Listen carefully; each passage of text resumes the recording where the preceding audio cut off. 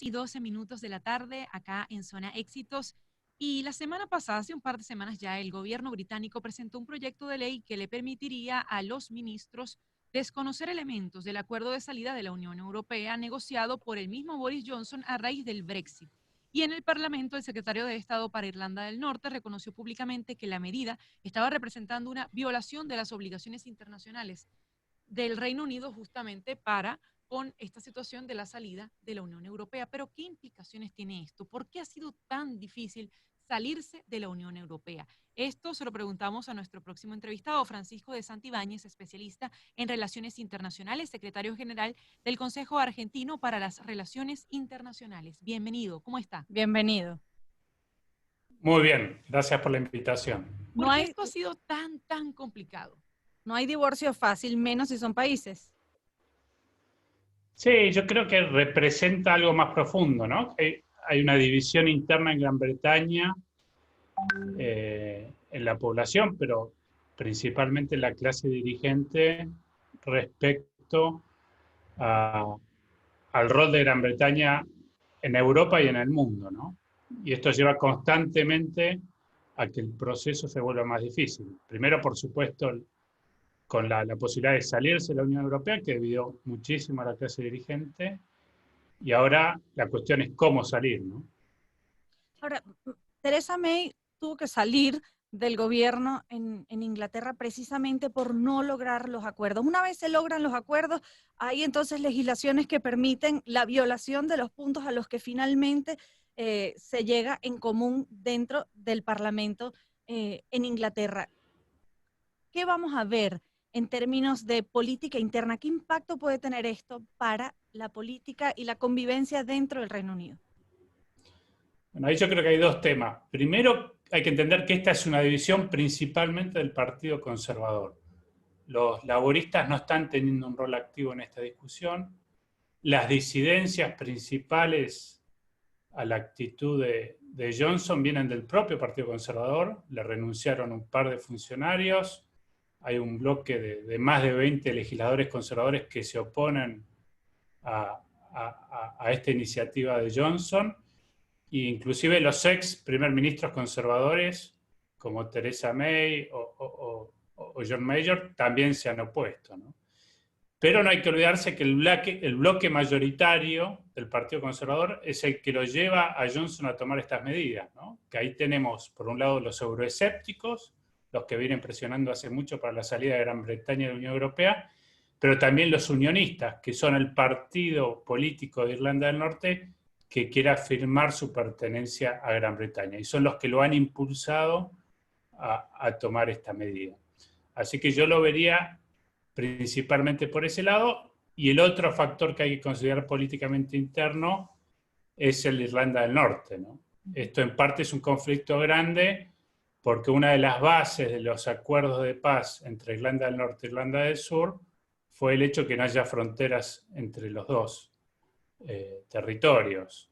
Y la medida de Johnson podría llevar a que haya control de aduanas y esto desencadene una serie de mecanismos que terminen en un escenario muy negativo, ¿no? Que sea dejar de lado ese gran logro que fue la paz en Irlanda. Ahora, Francisco Santibáñez es nuestro invitado especialista en relaciones internacionales, secretario general del Consejo Argentino para las Relaciones Internacionales. ¿Qué tantos problemas le ha generado desde el punto de vista económico al Reino Unido este tema de tener que salirse sin quizás estar las bases sólidas para decir adiós a la Unión Europea y hasta cuánto tiene para definitivamente decir adiós a Bruselas?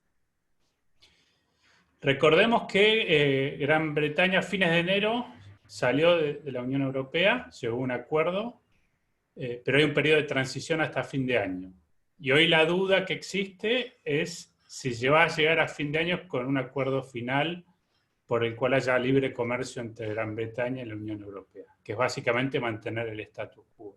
Si no se produce eso, y todas estas discusiones que hemos tenido hasta ahora ponen en duda que se llegue a un acuerdo de este tipo, habría un costo para Gran Bretaña, especialmente a ciertos sectores de la economía, como el sector financiero, que dependen mucho de la comunicación con la Unión Europea. Pero más allá de esto, la incertidumbre que ya lleva años de no saber si Gran Bretaña iba a salir o no de la Unión Europea o cómo lo iba a hacer, sin lugar a dudas afectó la economía porque bajó los niveles de confianza y por lo tanto los niveles de inversión que hubieses tenido en otro escenario. Parece que era una promesa difícil de cumplir. Si en este escenario, ¿cuál es la alternativa al escenario de mantener el status quo y mantener estos acuerdos de libre comercio? Es decir, ¿qué podría pasar si eso no se logra? ¿Y qué tan perjudicial podría ser para Gran Bretaña? Bueno, yo creo que se entraría en un periodo de incertidumbre en donde probablemente Gran Bretaña tuviese que pagar costos, tarifas y de distintos tipos para comerciar con Gran Bretaña, para que sus bancos puedan operar en la Unión Europea, para que sus bancos puedan operar en la Unión Europea, por ejemplo.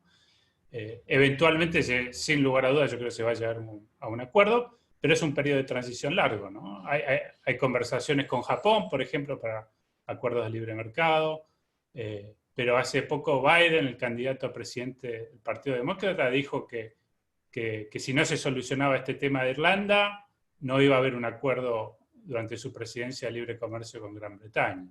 Entonces, de vuelta, la incertidumbre impide, es una restricción para el dinamismo que tiene que ganar la economía de Gran Bretaña después del COVID. ¿Y quiénes salen ganando? ¿Quiénes se beneficiaron y empezaron a captar, por ejemplo, inicialmente cuando se da el referendo del Brexit, veíamos transnacionales que tenían sede allá, que habían decidido mudar sus operaciones a otros países? ¿Quién sale ganando? ¿Quién se beneficia de este divorcio?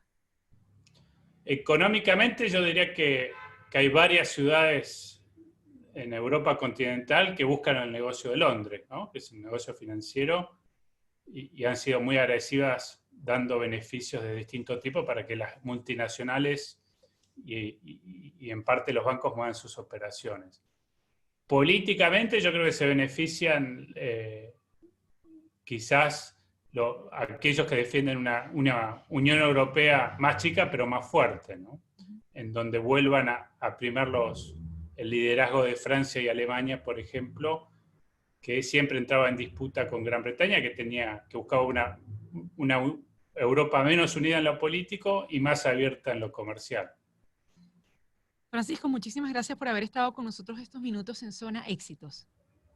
Encantado. Gracias por la invitación. Era Francisco Santibáñez, especialista en Relaciones Internacionales, secretario general del Consejo Argentino para las Relaciones Internacionales, dando cuenta de lo difícil que está siendo decir adiós a la Unión Europea a pesar del plazo que ya se ha establecido.